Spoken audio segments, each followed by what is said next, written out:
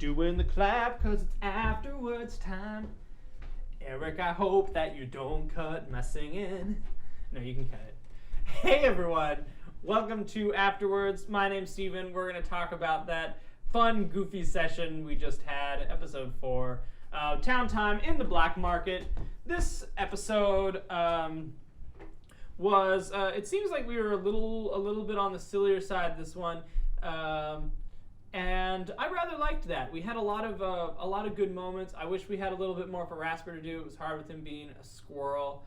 Yeah, and some lots of little moments here. Kind of just a lot of bidding on our part, which I got a little bit frustrated by because I wanted us to move a little bit faster and get a little bit more done.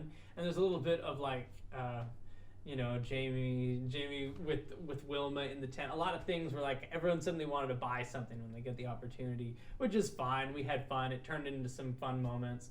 I sometimes feel like that's where we excel the best at, is when we sort of let sort of our personalities come out and we are just having a good time. I think that's some of the most entertaining stuff. And so hopefully you guys agree. And sometimes I think you need sessions like that, especially after you finish like a big heavy something like our infiltration of the last one. It's kind of nice to have something fun, especially with a fun twist at the end. I was so glad I could get Tori Oselax in here. I'll talk continuing my themes. We had sort of a continuing my descent into hell. Not only are we now seeing, especially in the form of Tori Oselax and Damien Easter, and we're seeing a lot of characters, including some fiends. Now we're seeing some devils as we get sort of deeper and deeper into hell, of people that are dead, the sort of witnessing the dead, people who have died being there, and also some devils being there, sort of again bringing some of that hell stuff. We had paid 2 coppers to Chiron, the boatman, when he took Cucumber, the boat. Again, another little, for those of you who are actually watching, looking for that's a little subtle, again, another hell reference, and sort of the descent into it of Pain, the boatman. So we're pretty much, as we talked about in our afterwards, we're pretty much at the point where we can start tipping those dominoes over. I don't really have much to talk in this one because I was really just sort of making some stuff up, trying to decide of. I guess let's take a really particular moment that I improvised and really break it down. It's my thought process in case that's helpful to people. So when Kevin was buying I know he's looking for a crystal ball. So what I did was I have the crystal ball and I give him the easy way to get it. It's 1,000 gold pieces. If you guys have that money, then they can buy it, and then we're done with the scene. But in that case, it seems like, no, they want to do it a different way. So then it's like, okay, I'll give you a discount if you do this. If you go take care of the competition, which is a role-playing challenge, which sort of creates a situation where if he it's like a little mini quest. If he goes and does something, I'll give it to him. Doesn't need to be hard, but in this case, it was sort of a little morally ambiguous, because Vel could have just turned her into a bug and squished her if he wanted to. But that wouldn't necessarily be a great way to do that. It wouldn't be nice and it wouldn't be Vel. So it's, how does Vel solve this problem? Well, he goes over there and he inspects it. So then when I'm in this moment, it's like, okay, how does Vel solve this problem? Because I don't necessarily have the answer. I have the vague answer that, okay, maybe he has to, if he can get rid of her somehow, then I'll give him the discount, right? If he completes his quest, I'll give him because I want him to have the crystal ball, because I want the scene where he spies on Repsar, because that's really cool. But I just want him to have to work for it a little bit. I don't just want him to say, oh yeah, and you have this crystal ball.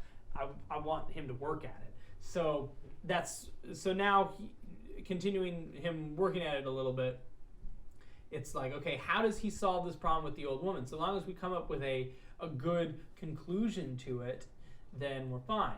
So then I sort of think, okay, let's portray the woman as nice. Let's make it a little difficult to just outright kill her. Like if I made her just a total asshole, he would have been like, bye-bye, you're banished.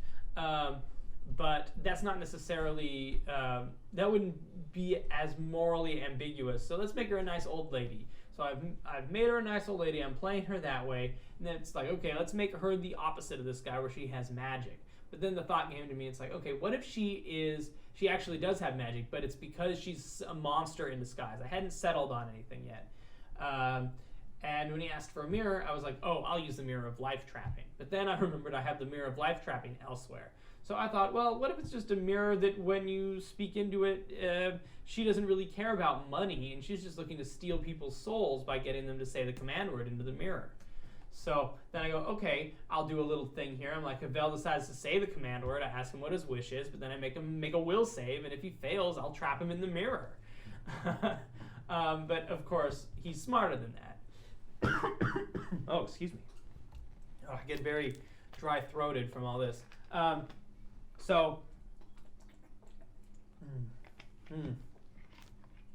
Sweet, sweet water. So when he is done talking to the woman, and once he sort of recognizes that, okay, then my thought process is when he's like, okay, I'm gonna leave because I've obviously tipped him off, and I even gave him a little hint when he's like seeming hesitant. It's like, I'm gonna push him a little bit, let's be a little bit more forceful to kind of tip my hat that this is a bad lady who's only acting nice. And then of course he realizes that and can move on and can leave the scene. But he wanted to dispel magic. So it's like, well, how powerful is she? Well, she's obviously just running kind of for a fiend, for a devil is like a 2-bit con right here in this market. So I just kind of, in my head, thought, okay, what is she? Well, she's probably a 5th level caster, right? So she has like 3rd level, whatever. I just arbitrarily set her magic at like 3rd level spells. Dispel magic counts as the 3rd level spells. And it's just a great way to end the scene, which is where like the devil is revealed and he teleports back to hell, or she teleports back to hell. And taking her things with her, I realized very quickly that they could take that magic loot. But now Vel in that scene, in sort of organically, again, building it a step at a time, I did not have that scene. Every next thought is sort of just a what if question while we're in it.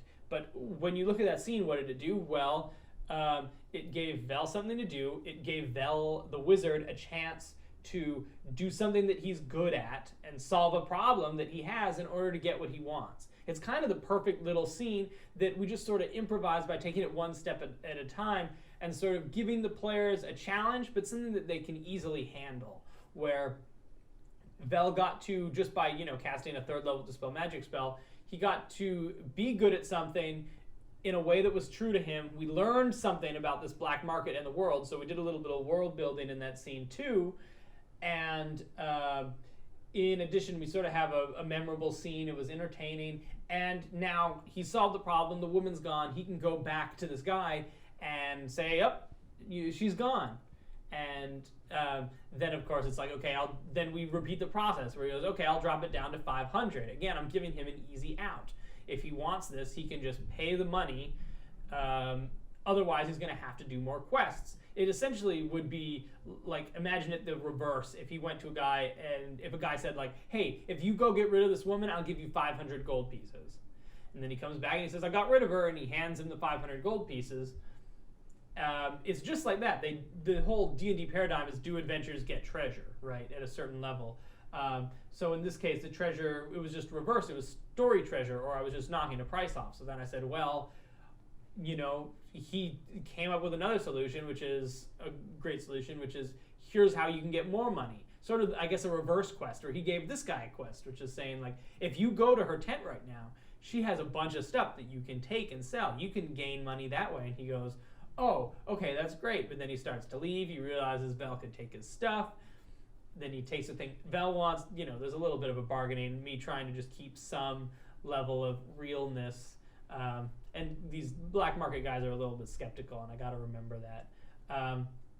But then he sorts it out. He gives him the crystal ball, and then we get to have a great scene. The same. So that's sort of my in so many crazy words. That is sort of my thought process going into an improvised scene like that. Maybe that's helpful for you guys when you're improvising little sections of your own in your own games, to be able to go, okay, this is what's going on. This is what he needs. Let's just have him do a little something to get it, because I want him to have it anyway. If I didn't want him to have the crystal ball, I can just have the crystal ball not be there. I don't have to make it impossible. But this, with a scene like this, it's a way to give him the crystal ball with also making him feel like he earned it, rather than just as the DM saying, "Oh look, all right, here's a crystal ball for you," because that doesn't build our world. It doesn't let the player look good. It doesn't do anything except for progress the story, which sometimes you have to do those too. But this is a good example of a good scene like that. If you have any other questions for me, please post them below. I love to talk to you guys, and I love to answer. I check the comments pretty frequently, so I love seeing what you guys say, and I love having talks about sort of the theory of DMing this game. So please don't forget to subscribe and to tune in on Monday. We'll have another exciting episode. Hopefully we'll be starting the heist, or at least getting pretty close to it. I think we're just about there. There's still a couple of things that they know that there aren't as many guards in certain parts of the castle, but they don't know where those guards are. And as soon as there's too loud of a noise on that ground floor, we're going to have some guards up and ready to fight them. Between you and me, well, I'll tell this later. But okay, so thank you guys for watching. I will. I don't need to do the sign off again, but I will see you guys soon. Have a great rest of your week, and we'll see you on Monday for another exciting episode of Threshold. Bye.